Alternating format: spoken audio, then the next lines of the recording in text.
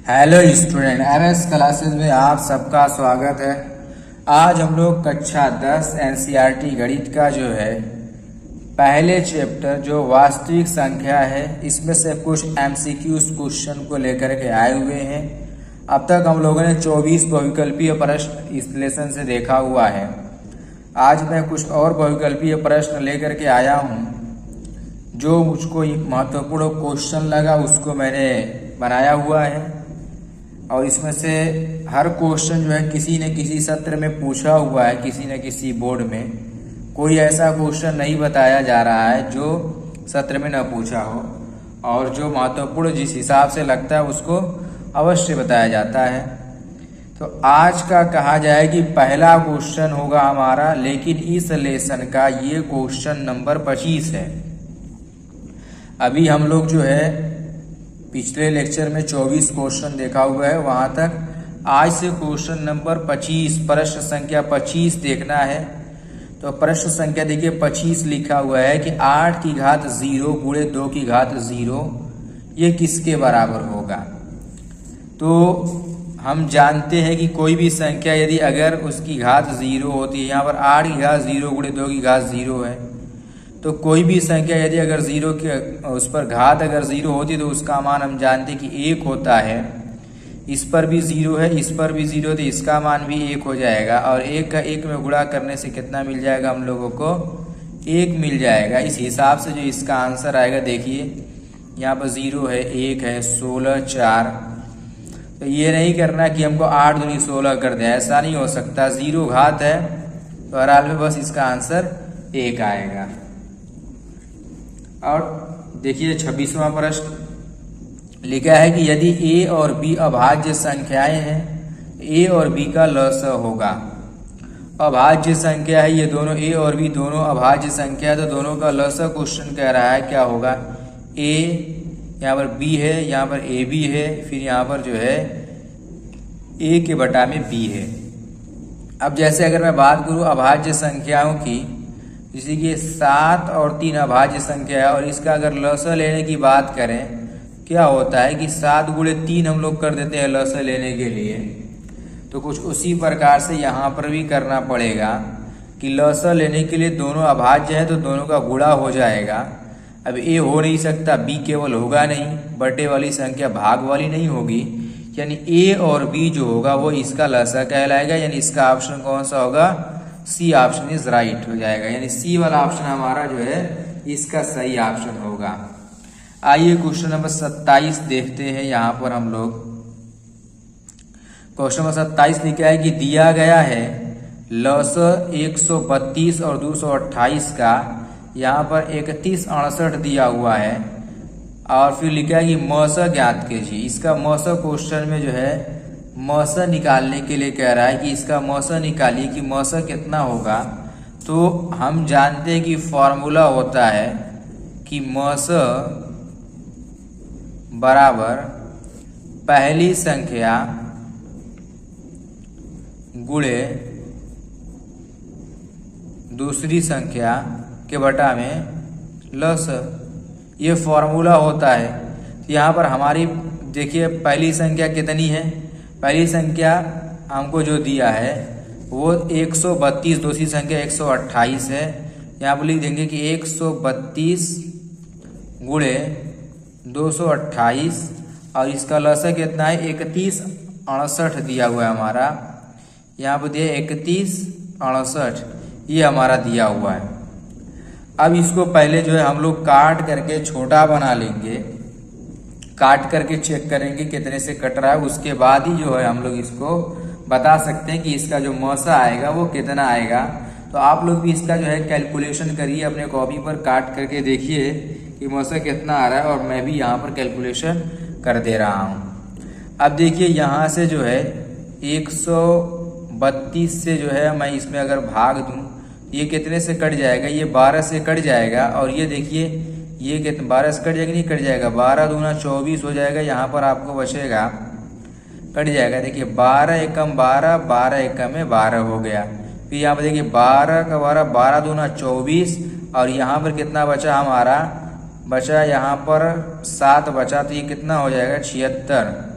तो 12 छक्का कितना हो जाएगा 72, 12 65, 12 छक्का 72 हो गया हमारा। और यहाँ पर 76 में से 72 घटाएंगे 4 हो जाएगा 48 हो जाएगा। अब 12 चौको कितना हो जाएगा 12 3 36, 12 चौको 48 हो गया। ये 12 से काटने पर इन दोनों को मिला।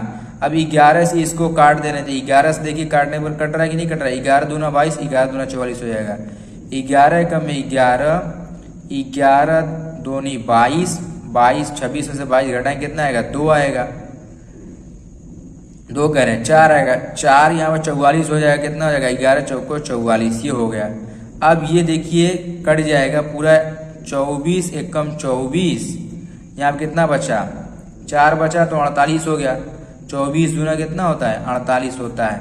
यानी जो मौसा हमारा मिल गया वो कितना मिल गया 12 मौसा इसका आया हुआ है। यानी जो इसका आंसर हो जाएगा कितना हो जाएगा कि इसका हम लोग इसी का देख रहे थे कि इसका आंसर कितना हो जाएगा 12 वाला आंसर, यानी डी वाला आंसर हमारा सही हो जाएगा। इस तरीके से इसको लगाना है। अब देखिए क्वेश्चन नंबर 28 देखिएगा। लिखा है कि 2 की घात 3 गुणे 3 गुणे 5 तथा 2 की घात 3 गुणे 3 का लसाअ है। अब लसाअ पूछा हुआ है कि इसका लसाअ जो है कितना आएगा।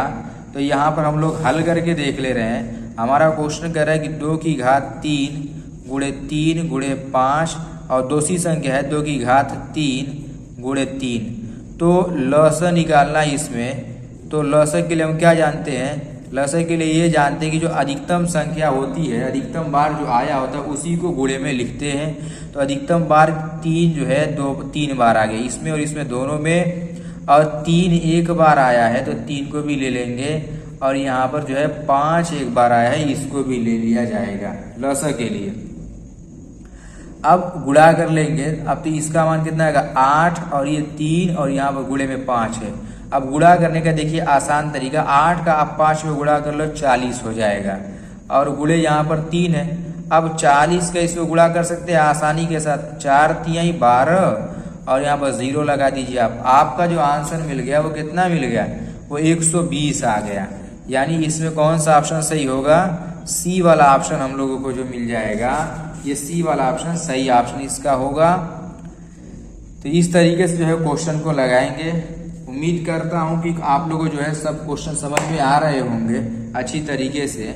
अब ये देखिए क्वेश्चन नंबर जो 29 है, इसको आप लोग खुद कमेंट में आंसर दीजिए। देखिए ये 2024 में पूछा है। अब ये दोनों जो प्रश्न हम लोगों ने देखा 2023 में पूछा है, ये 24 में पूछा हुआ है। लिखा है कि परिमेय संख्या है, बताना ये कि इसमें से कौन सी संख्या ऐसी है जो परिमेय है। तो हम जानते हैं कि परिमेय संख्या उसे कहते हैं जिसको p के बटा में q के रूप में लिख सकते हैं, उसे परिमेय संख्या कहा जाता है। तो अब इसमें ये चेक करना पड़ेगा कि कौन सी संख्या को p के बटा में q के रूप में लिखा जाता है। जैसा कि यहाँ पर देखिए करड़ी में 2, ये करड़ी से बाहर नहीं निकल सकता, ये परिमेय संख्या नहीं है। करड़ी में 3, ये भी बाहर नहीं निकलेगा, ये भी परिमेय संख्या नहीं है। करड़ी में 7, ये भी बाहर नहीं निकलने वाला, ये भी परिमेय संख्या नहीं है। हम देख रहे हैं कि 9 को हम लोग क्या कर सकते हैं कि निकाल करके लिख सकते हैं, 3 हो जाएगा ये, इसलिए ये हमारी क्या हो जाएगी, परिमेय संख्या कहलाएगी। तो इसका जो आंसर हो जाएगा वो सी वाला आंसर हमारा सही हो जाएगा। आइए क्वेश्चन नंबर 30 देखते हैं। लिखा है कि निम्नलिखित में अपरिमेय संख्या है। इसमें अपरिमेय संख्या देखिए ये भी 2024 में पूछा हुआ है। कह रहा है कि इसमें बताइए कि कौन अपरिमेय संख्या है। अपरिमेय संख्या हम ये जानते हैं कि जिसको p के बटा में q के रूप में नहीं लिख सकते वो अपरिमेय संख्या है। अब यहाँ पर ये देख रहे हैं कि ये करड़ी में जो 25 है इसको हम लोग करड़ी से बाहर निकाल के लिख सकते हैं। कितना हो जाएगा 5 हो जाएगा। ये करड़ी में 81 दिया हुआ है, इसको भी करड़ी से बाहर करेंगे तो ये हमारा 9 हो जाएगा। यानी ये भी हमारी क्या होगी, परिमेय संख्या हो गई है। इसी तरीके से यहाँ पर ये 5 के बटा में 3 है, ये भी p/q के रूप में लिखा हुआ है, ये भी परिमेय संख्या है। अब देखिए ये 5 परिमेय है लेकिन ये करड़ी में 2 अपरिमेय है। जैसा कि हम जानते हैं कि किसी भी परिमेय संख्या और अपरिमेय संख्याओं को जोड़ने घटाने पर गुणा भाग करने पर वो अपरिमेय रहता है, उसी तरीके से ये वाली जो हमारा इसमें ये डी वाला जो ऑप्शन होगा ये क्या हो जाएगा, सही हो जाएगा। क्योंकि ये परिमेय और अपरिमेय को कभी भी जोड़ेंगे तो हमेशा अपरिमेय संख्या ही प्राप्त होगी। यानी क्वेश्चन में अपरिमेय संख्या पूछा था, ये अपरिमेय संख्या डी वाला ऑप्शन हमारा क्या होगा, सही होगा। अब देखिए क्वेश्चन नंबर 31 आप लोग ध्यान से पढ़िएगा और इसका आंसर आप लोग खुद कमेंट में दीजिए। लिखा है कि निम्नलिखित में कौन परिमेय संख्या है। इसमें केवल क्या पूछा है, परिमेय संख्या पूछा हुआ है। यहाँ पर क्वेश्चन लिखा कि 2 माइनस करड़ी में 3, फिर यहाँ पर लिखा करड़ी में 5, यहाँ पर लिखा 2 करड़ी में 3 के बटा में 3, ये करड़ी में 6। पूछा क्या है, परिमेय संख्या। आइए हल करके देखते हैं। तो यहाँ पर परिमेय और अपरिमेय जोड़ घटाना करेंगे तो अपरिमेय मिलेगा। क्वेश्चन में परिमेय पूछा, ये नहीं हो सकता। करड़ी में 5 अपरिमेय, बाहर नहीं निकल सकता, ये भी नहीं होगा हमारा आंसर। करड़ी में 6 अपरिमेय, ये भी बाहर नहीं निकल सकता।